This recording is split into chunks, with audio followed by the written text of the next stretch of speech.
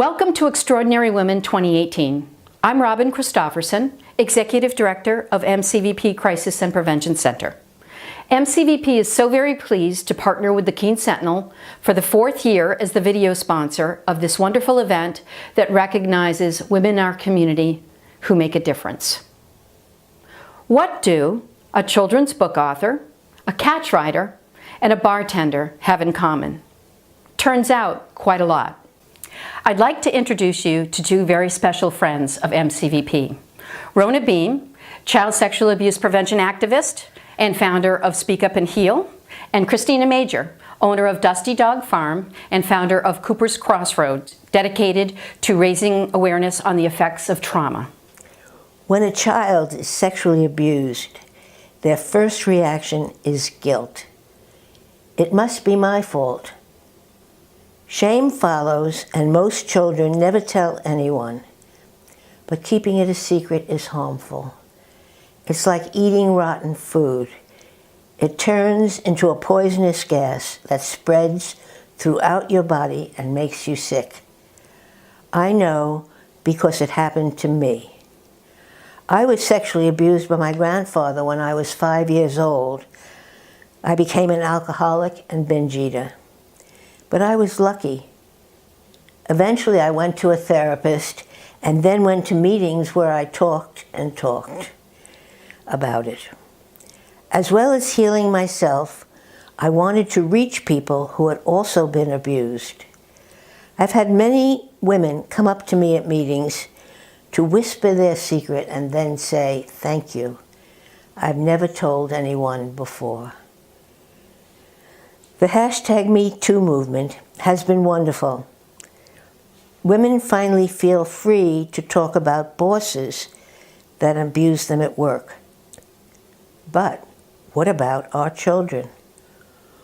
1 out of 4 little girls is abused in their homes every year by fathers, uncles, and family friends.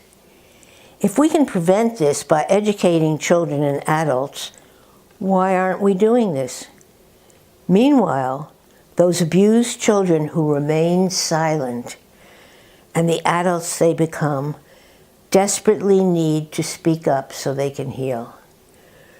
What we need to do is start a #WhatAboutUs movement.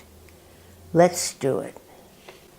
The fact that childhood adversity and trauma directly affect our lifespans and our life quality is now not only supported by millions of Me Too members, but also by science. As the founder of Cooper's Crossroad, an organization to raise awareness of adverse childhood experiences and trauma, and a survivor of childhood sexual abuse, I strive to shout out the truth of this. Let us share this knowledge, as it is power. As more people speak of this openly and authentically, the knowledge is spread.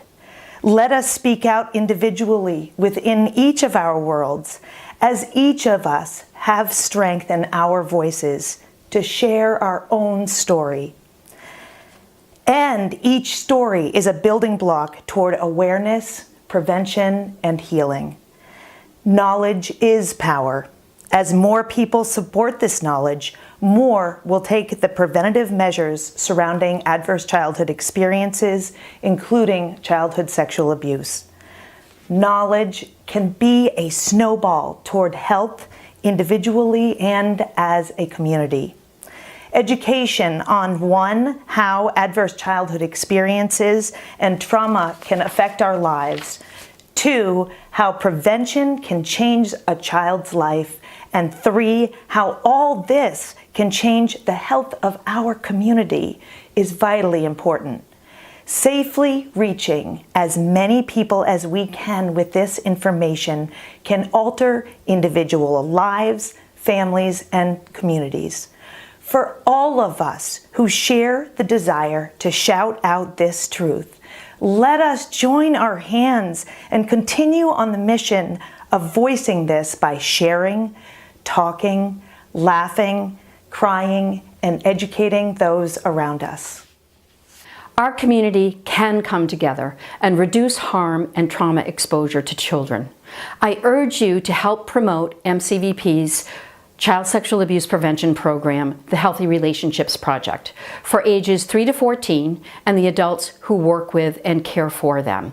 We deliver this program free of charge. I invite you to make a commitment to end child sexual abuse. There are some very simple things we can all do, starting with supporting prevention, debunking myths, educating oneself on the facts, and pulling back the dark curtain that has been the veil over this public health issue for so many years. Rona, Christina, and I are dedicated to making this happen. Won't you join us? To get more information, please go to our table at the registration area. In the words of Anne Frank, how wonderful it is that nobody need wait a single moment before starting to improve the world. How wonderful it is that our community has such a bounty of engaged and caring women that we are never at a loss to shine a spotlight on a few each year.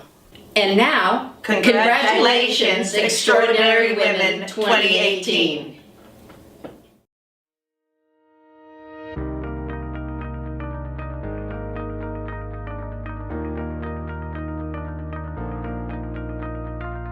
I started working in early childhood as something to just do till I found a real job.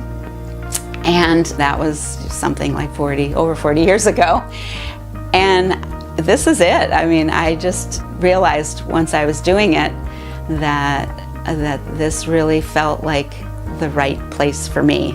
It is an environment that is never boring. There's just so much going on, and it's full of joy and full of wonder and full of curiosity and all things that I just value so highly. I grew up outside of Metro Detroit and just saw that landscape completely changed by development. You know, the little subdivision that I grew up in, had a lot of woods and farms around it that just got eaten up by strip malls and houses, and so that was always kind of in the back of my mind. I work with all different types of farms, everything from large conventional dairy farms to smaller vegetable operations. Also the great people that I get to work with. Like, I've had so many good experiences, learned so much from the farmers that I've worked with, and can't say enough good things about them. I was an RN and I was a nurse for 10 years before I had my kids, and then I decided to be a stay-at-home mom. And once they started school, I found myself with a lot more free time, so I started volunteering. Women and children has always been something I'm very passionate about. A friend of mine was on the board here at Linda's Closet and got me involved. I always volunteer with my kids and what they're doing, so I did the signature event for the Y, volunteering backstage at the dance recitals and shows at MoCo, where my daughter dances. I think seeing the big picture, seeing the project all the way through, that's pretty incredible. That's pretty special. It was really only recently that I paused for a moment and kind of took stock of how much of my energy I put out into Brattleboro. This is my second home, but I also live in Chesterfield. It only made sense to take that next step and put some of my energy there. So the things I do in Chesterfield, for example, are the summer concert series and work on the old home days.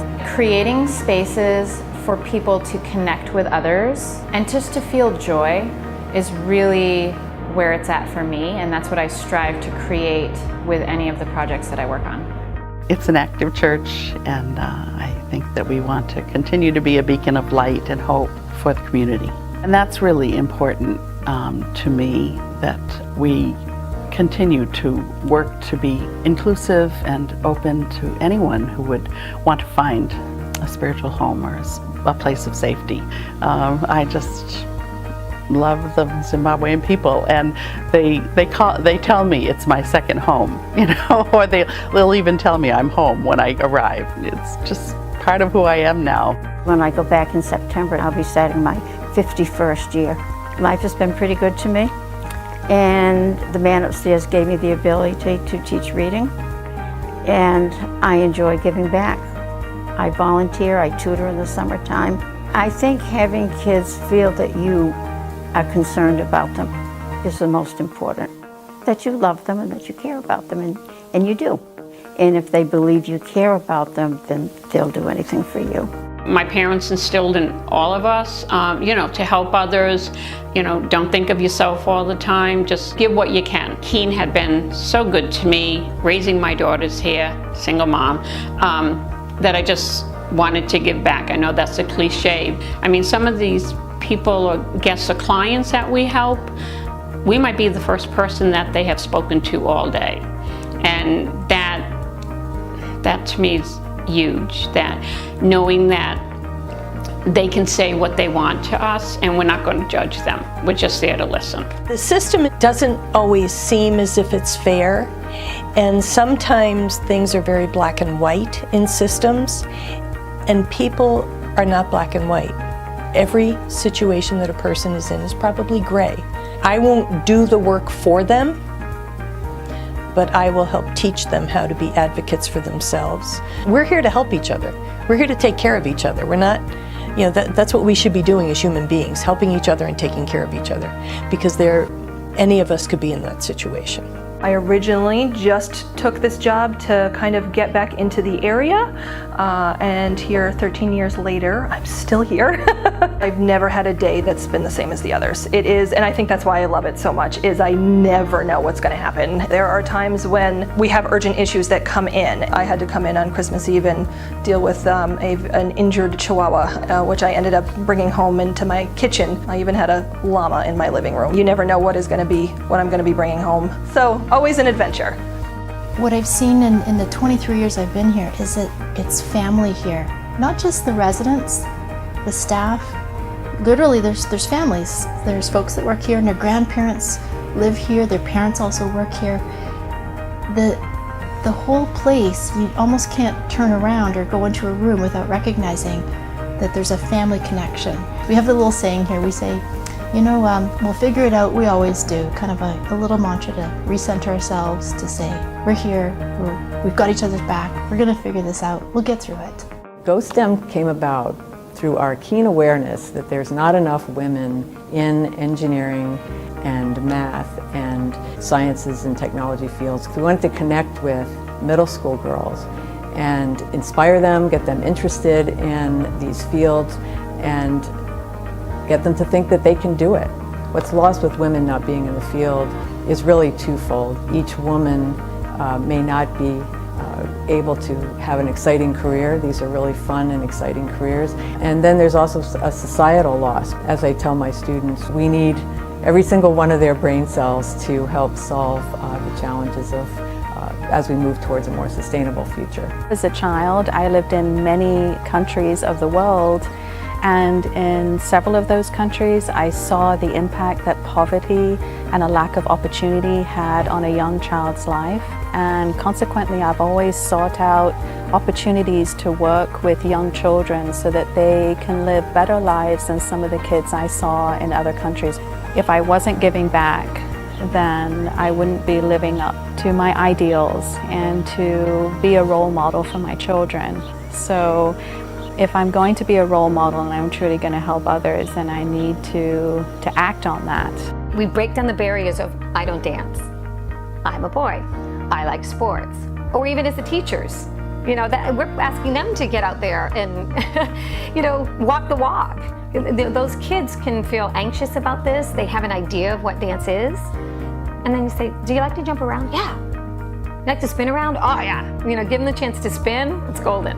So that's the kind of movement we're gonna do. We're gonna put on some fun music, we're gonna make sure you're moving your body, we're gonna do some coordination with it, we're gonna act as a team, we're gonna create something in your class, in your whole grade level, we're gonna create something. So it's pretty great. I always hope, and with the children that I'm reading with and that the collaborative is serving, that somewhere along the line they go back and they say, this made a difference in my life. And so I think my message to everybody is everybody can make a difference. It doesn't have to be great. It can be as simple as being kind, but I think when we look at the broad picture, it's saying to community, what can you do to make a difference within the region you live in? And I think that's really important.